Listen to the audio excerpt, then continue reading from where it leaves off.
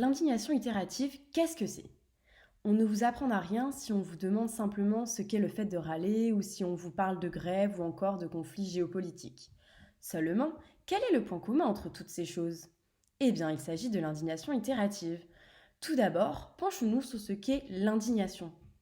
D'après le plus grand ouvrage de tous les temps, celui qui nous a souvent accompagnés dans la quasi-totalité de notre scolarité, le dictionnaire Larousse, l'indignation est un sentiment de colère ou de révolte que propose quelqu'un ou quelque chose. Prenons exemple sur un cas concret. Victoria est un spécimen de type féminin, âgé de 16 ans, en pleine croissance et qui a toujours faim. Depuis l'enfance, elle conserve un côté gourmand et adore prendre un goûter, que ce soit en période scolaire ou pendant les vacances. Il s'agit d'un phénomène récurrent et impossible à stopper. Elle est très friande des biscuits de la marque Granola, mais il ne s'agit pas de n'importe quel biscuit. Elle aime tout particulièrement les cookies de la marque Extra Choco. Malheureusement pour elle, sa grande sœur, Lauriane, a gardé un esprit quelque peu enfantin et aime tout autant prendre le goûter que sa petite sœur, Victoria.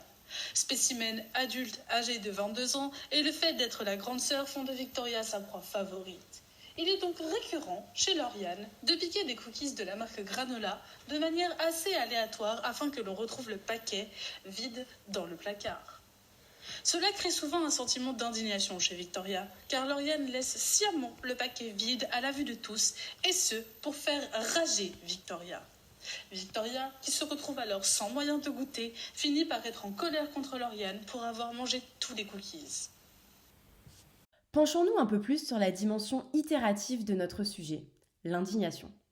Toujours d'après notre ouvrage favori, le Larousse, et en ligne cette fois-ci, car nous faisons partie d'une génération totalement numérisée, et ce, au détriment du livre papier. Mais ceci est un autre débat.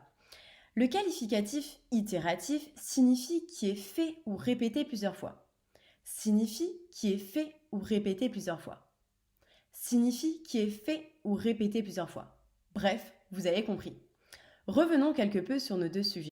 Ce que l'on ne vous a pas dit, c'est que Lauriane pique très souvent les biscuits favoris de Victoria. Cela est donc un phénomène itératif, récurrent, ce qui mène souvent Victoria à un sentiment d'indignation itérative.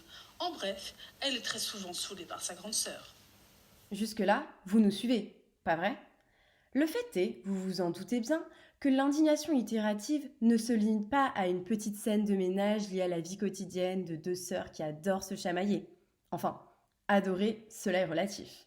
Non, cela est un phénomène bien plus grand qui touche bien plus de sujets.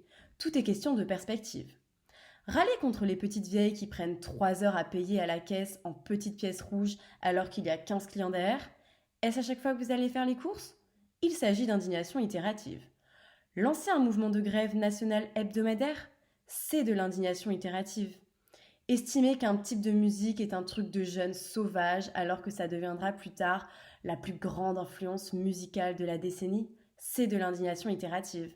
Bref, vous l'aurez compris, l'indignation itérative touche tout ce qui appartient à un sentiment d'injustice qui revient de manière récurrente. Regardez autour de vous, vous serez surpris.